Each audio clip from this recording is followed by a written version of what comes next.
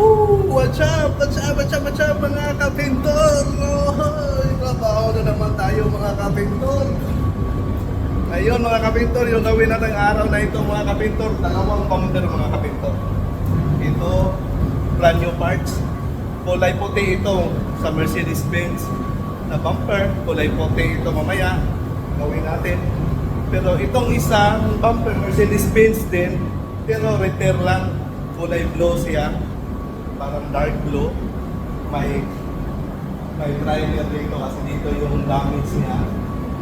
Yung body man, yung body side, sila nang gumawa doon ng sunroof whatever. So repair bumper na dark blue, gawin natin. And white color na isang bumper. So ngayon mga kapintor, ipakita ko sa inyo mga kapintor, dalawang bumper yung gawin natin.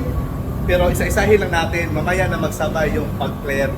Para isa na lang. Pero una natin gawin yung glow, yung repair. Yung isang bumper, ilagay muna natin dito sa gilid para walang problema.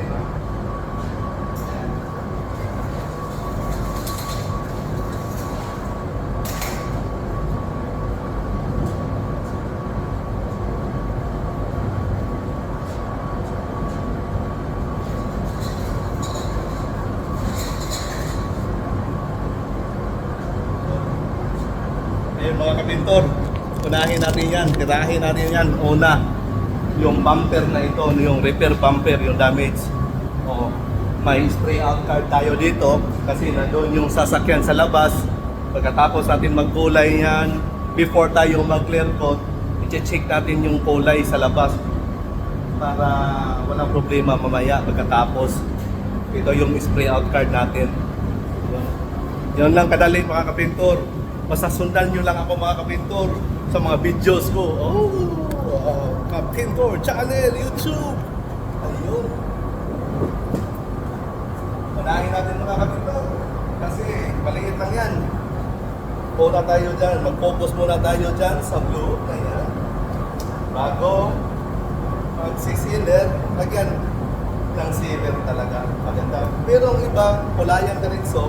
Pero ako, lagyan ko muna ng sealer para maganda yung resulta sa piston natin. Okay mga kapintor, isahan natin mga kapintor. Linisan natin, i-blow natin, air blower, hanggang yung mga dust, yung mga alikabok ng konti, yung mga maliliit pala. Pasensya na mga kapintor, Bisaya kasi ako eh. Okay mga kapintor, sundan natin.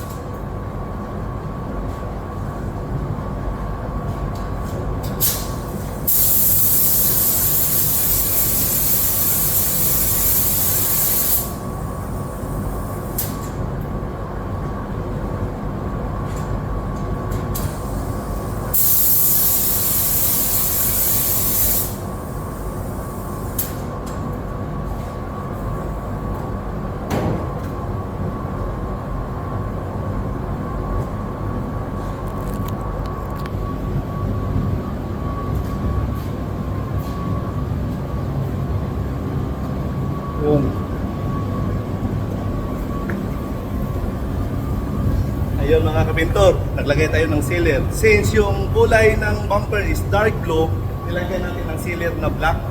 Kasi ang sealer namin dito may black, may gray, may puti. Depende sa kulay yan kung anong kulay ng ang trabaho nyo, yung ginagawa nyo, anong kulay. So yung sealer, yung close sa kulay. Okay mga kapintor, yan lang. Una natin gawin ngayon sa bumper.